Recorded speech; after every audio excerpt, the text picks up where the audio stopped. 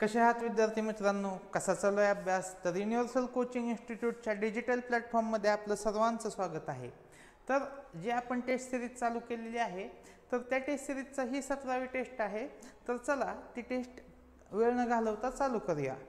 मनात मांडे खाणे या वाक्यप्रचाराचा योग्य अर्थ सांगा. आता बघा, हा जो वाक्यप्रचार आहे त्याचा अर्थ होतो की अशक्य अशी कल्पना करीत बसणे. अशक्य अशी कल्पना करत बसणे की जे साध्यच होणार नाही. मी पंतप्रधान झालो तर, मी अमेरिकेचा राष्ट्राध्यक्ष झालो तर, अशा प्रकारच्या कल्पना करत बसणे त्यालाच काय म्हणतात? मनात मांडे खाणे. तर त्याचा योग्य अर्थ बघा, परवा करणे येणार नाही, मनोरंजन करणे ते पण येणार नाही, मनात पक्के ठरवणे ते पण येणार नाही, मनोराज्य करणे म्हणजेच काय की अशक्य अशा कल्पना मनात करत बसणे म्हणजेच काय? मनात मांडे खाणे. तर त्या प्रश्नाचं उत्तर येईल पर्याय क्रमांक 4. पुढील प्रश्न बघूया आपण. साहित्य अकादमी पुरस्कार प्राप्त हरवलेले दिवस या आत्मचरित्राचे लेखक कोण आहेत? बघा, हरवलेले दिवस आणि काय आहे परत? साहित्य अकादमी.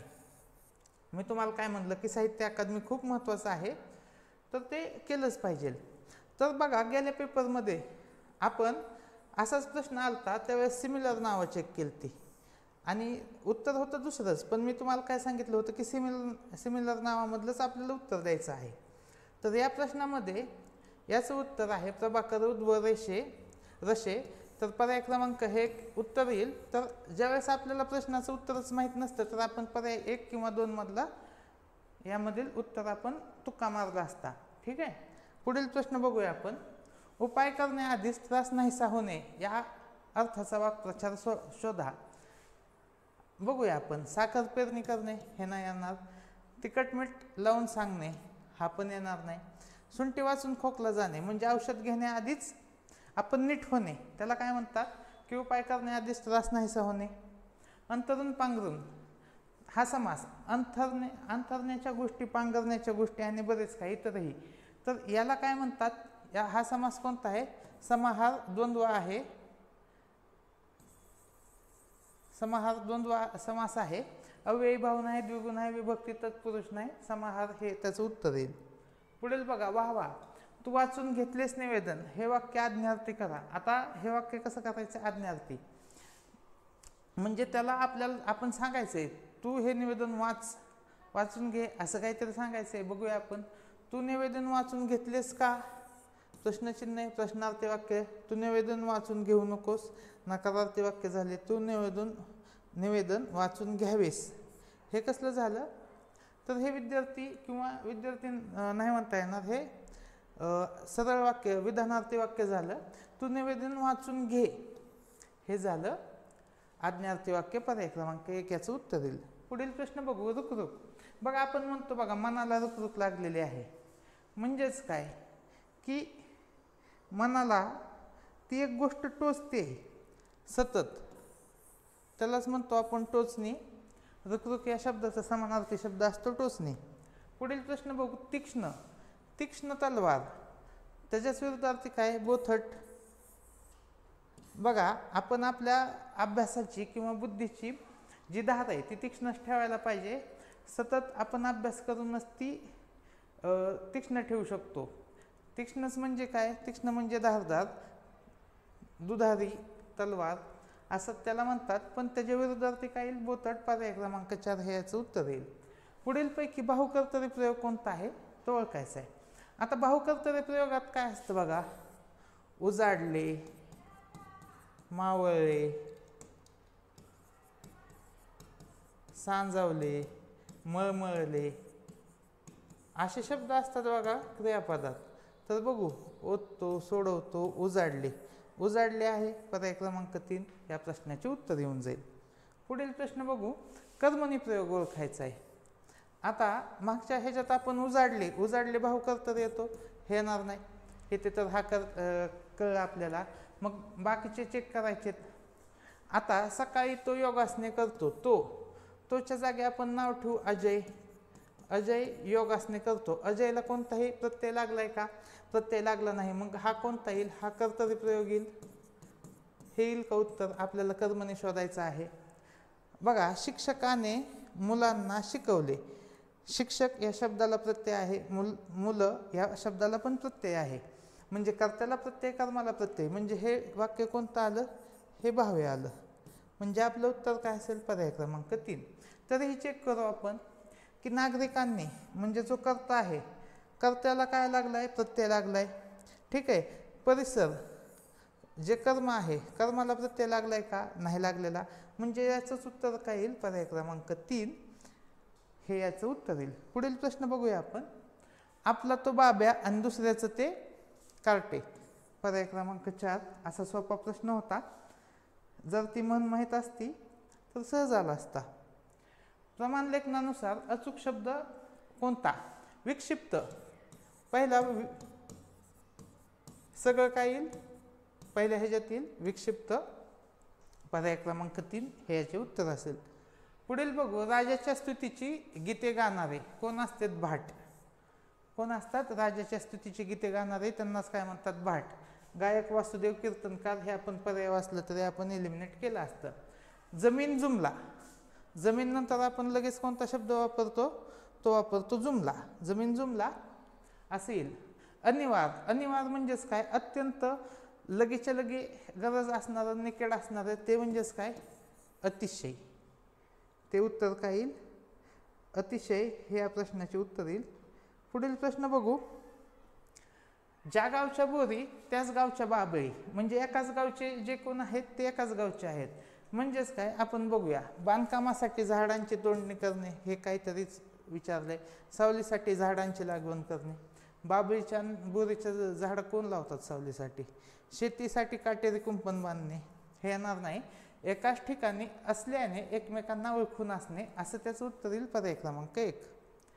पुढीलपैकी ना. धो. महानोर यांचा कविता संग्रह कोणता?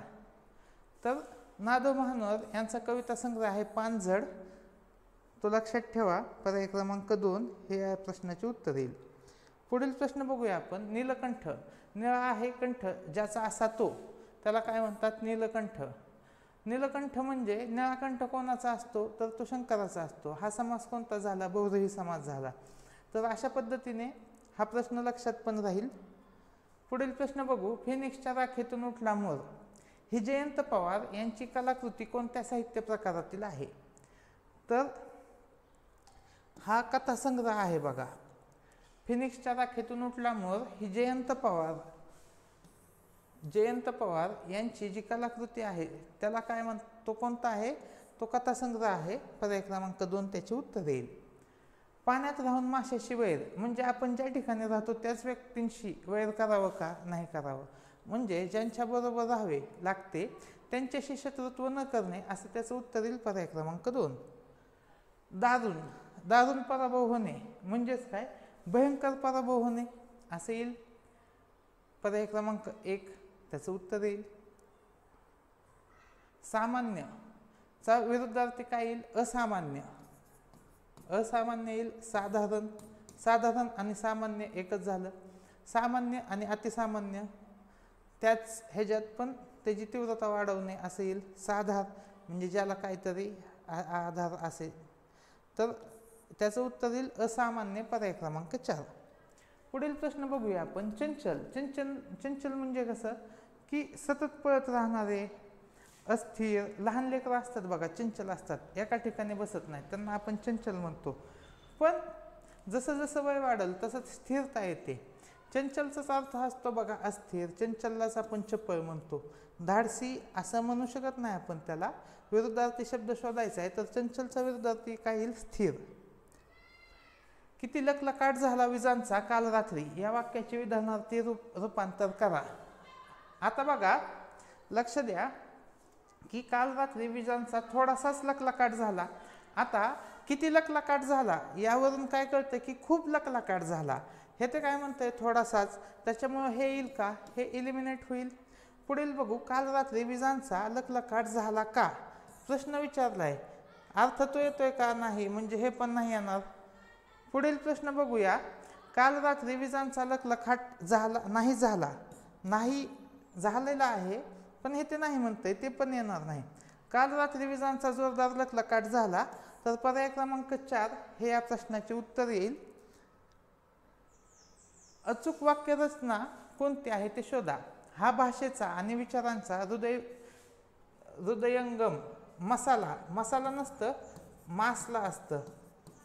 आणि कुठे नसतं, कुठे. आढळून येईल का असं येईल, त्याच्यामुळे हे तर चुकीचं झालं, पहिला चुकला. हा भाषेचा आणि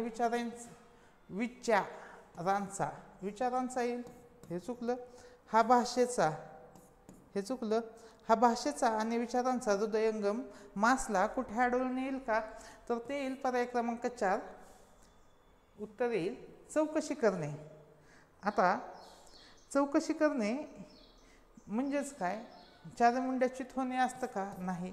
खल करणे, कालच आपण एक पेपर घेतला त्यामध्ये खल करणे असा शब्द होता की शिवरायांनी त्यांच्या सवंगड्यांसोबत पुढील जी म्हणजे लढाई आहे त्याबद्दल एका शांत ठिकाणी काय केला असा तो होता. तर त्याचं उत्तर होतं खल करणे. स्वारस्य असणे हा पण येणार नाही. तर चौकशी करणे म्हणजे काय, वास्तुपुस्त करणे. तर पर्याय क्रमांक 3 हे या प्रश्नाचे उत्तर येईल. तर अशा पद्धतीने आज आपण जे मराठीचे 25 प्रश्न घ्यायचे होते ते 25 प्रश्न घेतलेले आहेत. तर ही टेस्ट सिरीज अशीच चालू राहणार आहे.